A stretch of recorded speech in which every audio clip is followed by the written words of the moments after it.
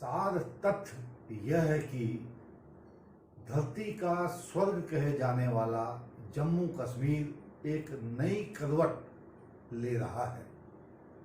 वहाँ की फिजाओं में एक रूमानियत का जो असर है वो अब और भी ज़्यादा आपको देखने को मिलेगा, क्योंकि यहाँ चुनाव के बाद एक लोकतांत्रिक व्यवस्था के तहत सरकार बनकर आ जाएगी, चुनी हुई सरकार। लेकिन इसके बावजूद जिस तरीके से मोदी सरकार ने विगत समय में 370 धारा को हटाया, उसके बाद की परिस्थितियों में यह चुनाव कई अर्थों में इसलिए अलग होगा क्योंकि यह पूर्ण राज्य के दर्जे का आधारभूत लेकर के नहीं होगा, बल्कि अब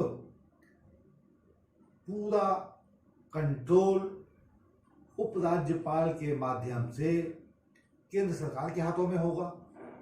तो जो चुनी हुई सरकार होगी उसकी हालत कैसी होगी, इसकी कल्पना आप स्वयं लगा सकते हैं।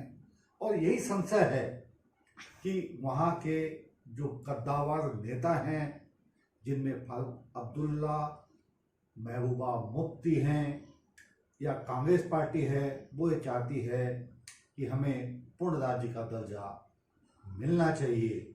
लेकिन यह इतना आसान नहीं होगा, यह आप भी समझते हैं, हम भी समझते हैं।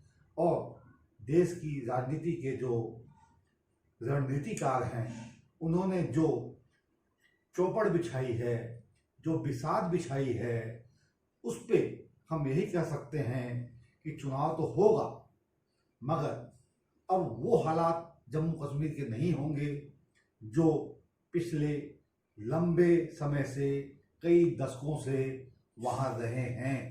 अब हालात एकदम नए होंगे, सरकार होगी, उपराज्यपाल का अंकुश होगा और एक नए जम्मू कश्मीर का परिदृश्य देश की आवाम और आप और हम देखेंगे। इसी के साथ नमस्कार, धन्यवाद।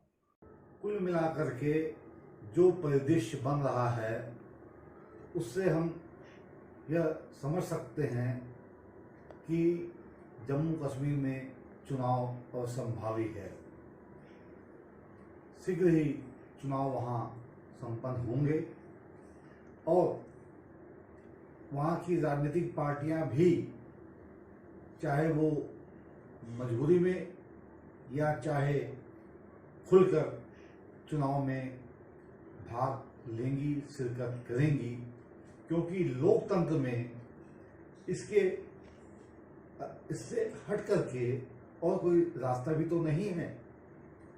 ऐसे हालात में जब वहाँ चुनाव होंगे तो आखिर किसकी सरकार बनेगी, यह एक ऐसा प्रश्न है जो आज चर्चा का विषय है।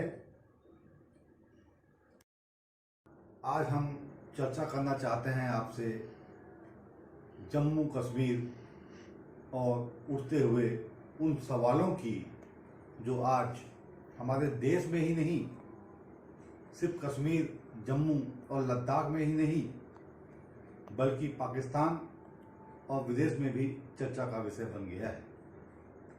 इस पर हम चर्चा करें उससे पहले आपसे विनम्र आग्रह, हमारे इस चैनल को आप अवश्य सब्सक्राइब करें और वीडियो पसंद आने पर लाइक करें, कमेंट बॉक्स में अपनी बात रखें।